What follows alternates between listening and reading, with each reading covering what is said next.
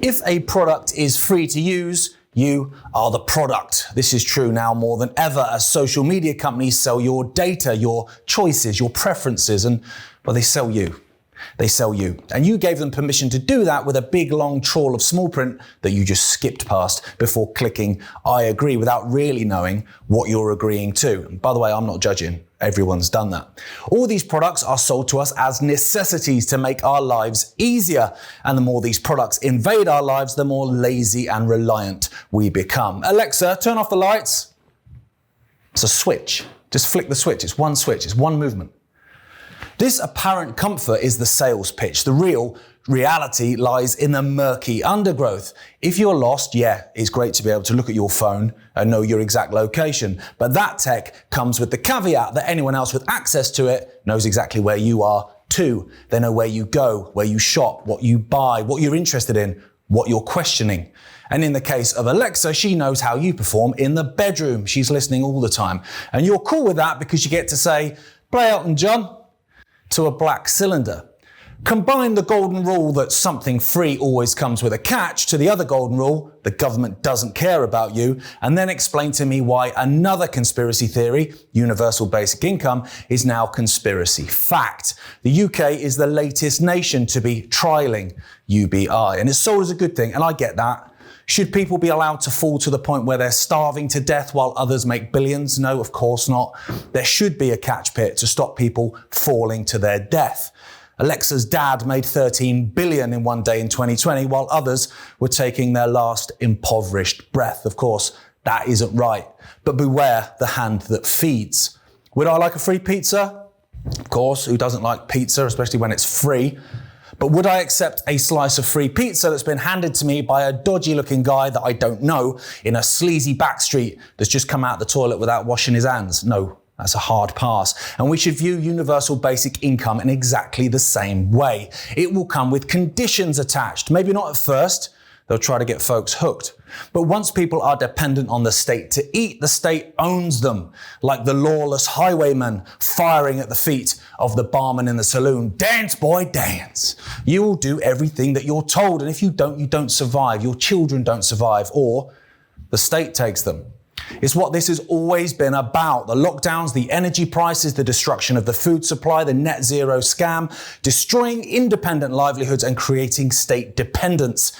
It's time to be streetwise on this and ask yourself, why are they giving out free money? There's always a catch. You're seeing everyone standing up to the transgenderism and just the complete maiming of children's bodies, especially this happening in the youth, and this epidemic of transgenderism and these children wanting to go through these transgender surgeries. People are standing up and saying no here in America. People are finally voting with their dollars. They're saying no to Target. They're boycotting Target. They're losing billions of dollars. They're saying no to Bud Light and Anheuser-Busch. They're losing millions of dollars as well. So I think that people are finally saying, no, you're not going to be doing this to us. We let you do it during COVID. We are saying, no, we figured out that this is what you did to us. It took us a little bit longer than we should have to get it figured out. But now they're taking it a step too far with the transgenderism. And I think that this is the first wave of pushback here in the United States that we're going to see. I think people are finally showing their stars and stripes as Americans and saying no. And so hopefully when these other scenarios come down the pipe, people will continue to say no. But, in regards to the church, you're still seeing so many churches, that are pushing the pride flag and all of that right now during Pride Month here in June. And so there are many that are still remaining soft, unfortunately. Well, I think we've got some massively positive things happening. I said in my last interview, we are not, I'm sure you know, Gareth, you're an intelligent chap. The world is not where they wanted it to be at this point. They're way behind the game plan because of the public pushback, and that is overwhelmingly very good.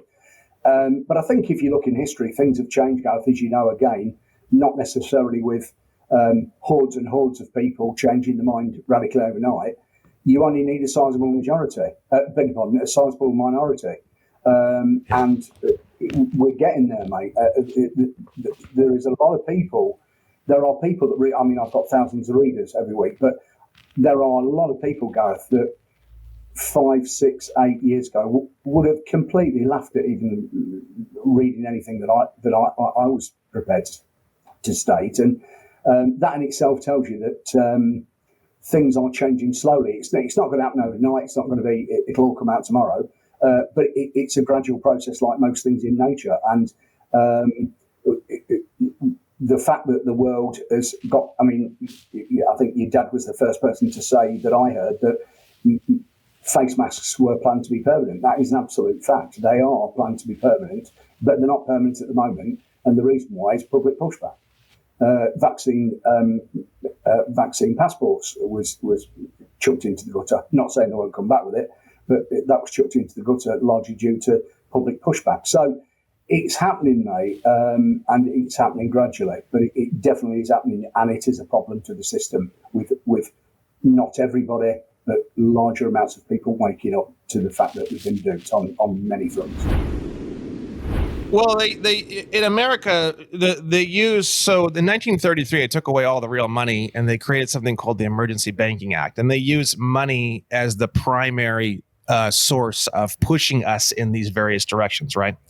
Now, the way the law is structured, what we're supposed to be doing is everything's supposed to be paid for us. And we're just supposed to be like moving around these documents and moving around these things. For example, every time I use my credit card, it's a promise to pay that gets produced, right? Now, that promise to pay that I sign, I promise to pay, blah, blah, blah. Every time I use my credit card, that little promise to pay in itself is actually a security. It's actually a promissory note. So if you look at your bills are a positive balance because that positive balance represents all of the securities that you're depositing into the account. At the end of the month, they say, you gave us all these securities. What do you want us to do with it? What you're supposed to do is you're supposed to order them to transfer the positive value of those securities back onto the corporate side of the account, and then the entire account just discharges. So the way it's supposed to be in this world of weird banker terminology and everything else is that everything's already paid for you and everything's already free, and all your bills and your rent and everything that you're doing is already covered. You just have to understand banking, and you have to understand how to basically move around the securities. Once you learn that, then you no longer have a financial burden or a financial problem in life. And then at that point, you're able to like breathe and think clearly, and you can kind of bring your head up and out of the smog that they've sort of created of this like financial nightmare. Once you're up and above and out of that financial nightmare thing, I think things become a lot more simple because it's you no longer have to work or worry about anything. Rent is paid for you. Houses are paid for you. Cars are paid for you. Right now, we're about ready to get our first motorcycle for free.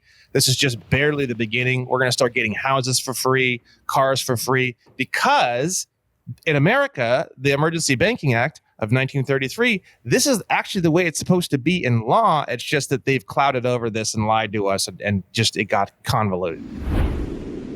Just Stop Oil protesters, they've been up to their old tricks this week. They've been blocking traffic and trying to disrupt as many people from going about their daily lives as possible. We've been saying for a while that the kid gloves that they're treated with by the police here in England would suggest it's something that's being allowed to happen. You just have to look at the comments below the social media posts of Just Stop Oil to see what the public really think of them.